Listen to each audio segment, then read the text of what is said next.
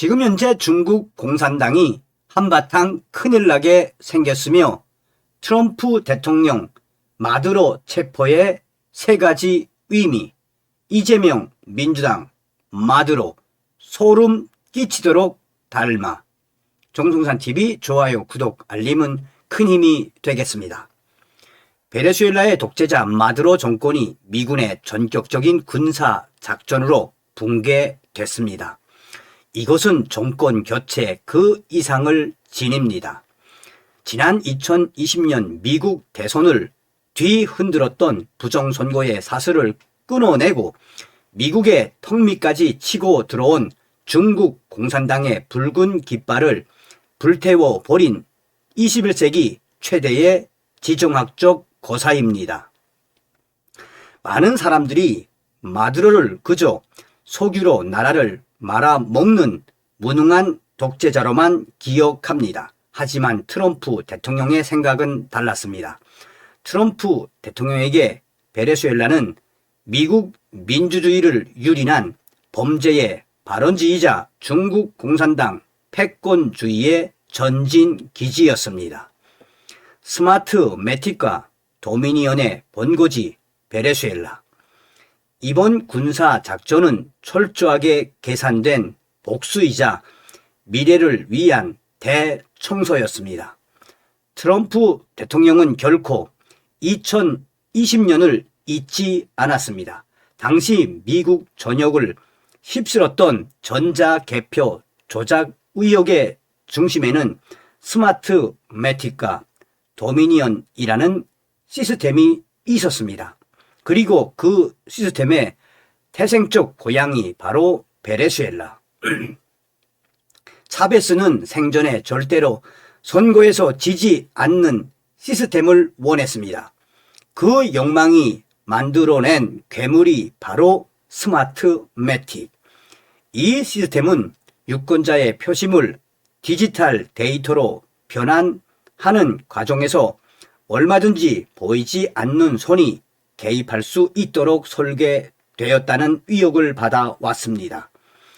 마두로는 이 시스템을 물려받아 수차례의 부정선거를 자행하며 권력을 연장했고 이 독재의 기술은 국경을 넘어 미국으로 수출됐습니다. 트럼프 대통령이 마두로 정권을 군사적으로 타격한 첫 번째 이유는 바로 이것이었습니다. 부정선거의 소스 코드가 숨겨진 번거지를 물리적으로 제거하는 것. 해커를 잡으려면 해커의 서버실을 급습해야 하듯 미국 민주주의를 위협하는 조작 시스템의 뿌리를 뽑기 위해 베네수엘라라는 숙주를 제거한 것입니다. 이는 향후 미국 내 선거 시스템 개혁과 사법 처리 과정에서 결정적인 스모킹 건을 확보했다는 의미이기도 합니다. 중국 공산당의 미주 침투 루트 차단. 두 번째 핵심 이유는 중국 공산당입니다. 시진핑은 1대1로 전략의 일환으로 라틴 아메리카를 미국의 포위망을 뚫는 핵심 거점으로 삼았습니다. 그 중심에는 베네수엘라가 있었고 마두로가 있었습니다. 중국은 마두로 정권에 수백억 달러의 차관을 제공했습니다.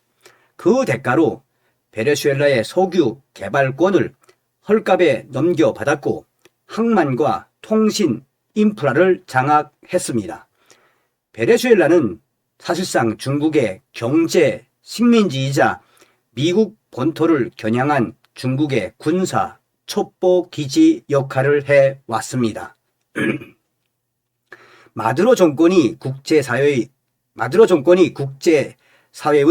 제재 속에서도 끈질기게 버틸 수 있었던 유일한 생명줄이 바로 베네수엘라 석유를 담보로 한 중국 공산당의 현금이었습니다. 트럼프 대통령의 이번 작전은 중국 공산당 시진핑의 명치에 꽂은 치명타입니다. 마두로 정권의 붕괴로 중국이 쏟아부은 천문학적인 자금은 휴지 조각이 되어 버렸습니다. 더 중요한 것은 남미의 좌파 독재 정권들이 믿고 의지하던 중국이라는 뒷배가 미국의 물리력 앞에서는 아무런 힘을 쓰지 못한다는 사실이 증명되었다는 점입니다. 이는 베네수엘라를 넘어 브라질, 칠레 등 남미 전체에 퍼진 친중 벨트에 보내는 강력한 경고장입니다. 미국의 뒷마당에서 중국 깃발을 내리지 않으면 그 다음은 너희 차례다. 이것이 바로 트럼프 대통령의 강력한 메시지입니다. 마두로 정권은 거대한 마약 카르텔. 세 번째 이유는 바로 마약입니다. 마두로 정권은 국가 자체가 거대한 마약 카르텔이었습니다. 콜롬비아의 무장혁명군과 결탁해 코카인을 생산하고 이를 멕시코를 거쳐 미국으로 유통하며 막대한 비자금을 조성했습니다. 이 검은 돈은 다시 반미 테러리스트 지원과 부정선거 자금으로 흘러 들어갔습니다. 트럼프 대통령은 국경 장벽 건설과 함께 마약 공급의 원천을 타격하겠다고 공언해 왔습니다. 마두로 제고는 미국 사회를 병들게 하는 마약의 주요 공급로에 대한 그것을 강력하게 차단하는 동시에 이와 연계된 글로벌 범죄 조직의 자금줄을 완전히 끊어버리는 다목적 카드였습니다. 1980년대 로널드 레이건 대통령은 소련을 악의 제국이라고 규정하고 강력한 힘을 바탕으로 압박 정책으로 냉전을 승리로 이끌었습니다.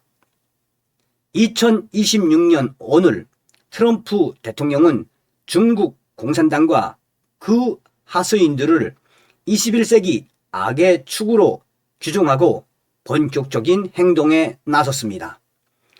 트럼프 대통령의 베네수엘라 마두로 체포 작전은 이제 서막일 뿐입니다. 트럼프 대통령의 앞으로의 작전은 더 강력할 것이며 트럼프 대통령은 베네수엘라 마두로를 체포하면서 친중 국가들을 향한 본격적인 군사 행동을 시사했습니다.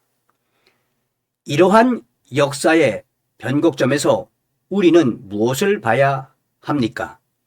마두로의 부정선거 시스템과 중국 공산당의 자금이 얽히고 설킨 이 구조. 어딘가 익숙하지 않습니까? 한국의 정치판, 특히 이재명과 민주당 주변을 맴도는 위력들과 마두로 소름 끼치도록 닮아 있습니다. 한국의 선거 관리 시스템, 선관위의 불투명성, 그리고 중국의 댓글 공작 위협, 베네수엘라의 비극은 남의 나라 이야기가 아닙니다. 베네수엘라 마두로가 무너졌다는 것은 이제 그 부정의 기술을 공유했던 글로벌 네트워크가 붕괴하기 시작했다는 신호입니다. 트럼프 대통령은 행동으로 보여주었습니다. 부정과 독재 그리고 공산 전체주의와는 절대 타협하지 않겠다는 것을 분명히 보여주었습니다. 이제 한국의 보수들도 확실한 노선을 정해야 합니다. 중국의 눈치를 보며 기회주의적 처신을 하는 자들은 설 자리가 없습니다. 마두로의 최후를 보십시오. 미국 민주주의를 건드리고 중국 공산당 등에 업혀 자국민을 유린한 자의 말로가 어떠합니까? 자유 대한민국은 트럼프 대통령의 신자유연대에 적극 동참해야 합니다. 베네수엘라에서 시작된 정화의 바람이 태평양을 건너 한반도의 부정부패 세력까지 쓸어버릴 것입니다. 어떤 생각이 드십니까? 다음 시간에 뵙겠습니다. 멸공.